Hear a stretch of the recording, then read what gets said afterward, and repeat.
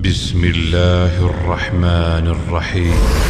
Jadi kita beramal saat ini Bapak Ibu rahimakumullah, itu kelak pahala kita akan kita terima di akhirat.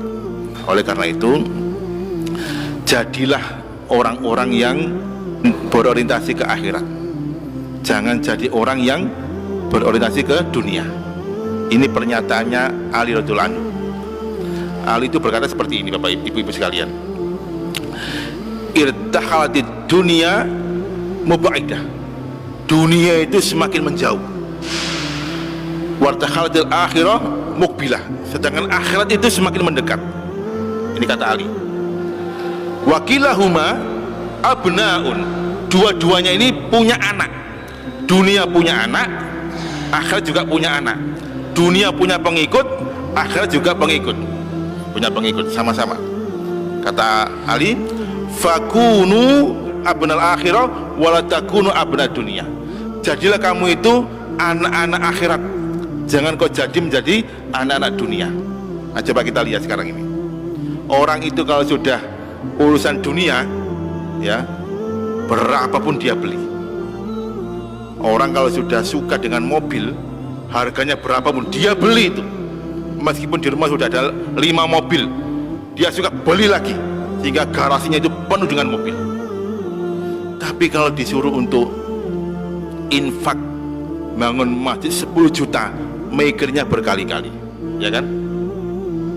Kita ini Bapak Ibu rahimakumullah, kadang-kadang punya penyakit seperti itu. Mau tamasya ke Surabaya misalkan, ke Tunjungan Plaza misalkan, minta sangu ke ayahnya, Pak, minta sangu, ini ibu-ibu mau tamasya.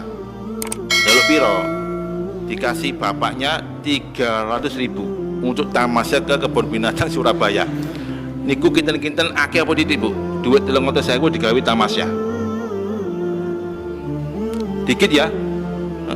Pare ke Surabaya sangu 300.000. Ya, untuk tamasya ke Surabaya, ke kebun binatang, ke Tunjungan Plaza, apalagi ke Masjid Al-Fal, macam-macam. Yo gak cukup Pak 300.000. Dikit. Tapi ketika pengajian As-Sakinah ada kotak infak berjalan, ya, dibuka dompetnya ada 3 lembar uang kertas. Satunya 5.000, satunya 50.000, sijine 100.000. Kira-kira masuk yang mana? 50.000 mikir kakean, ya. Ya gitu ya. Jadi kadang kita ini seperti itu. Orientasi kita lebih banyak ke dunia.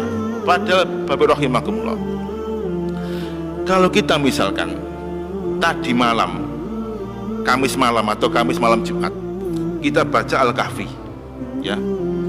Kemudian jam 2 kita bangun Qiyamul Lail, Masya Allah itu ya. Dibangunkan anaknya, membangunkan bojone untuk Qiyamul Lail. Kemudian sambil menunggu subuh, kita baca Al-Quran misalkan, atau tidur sejenak.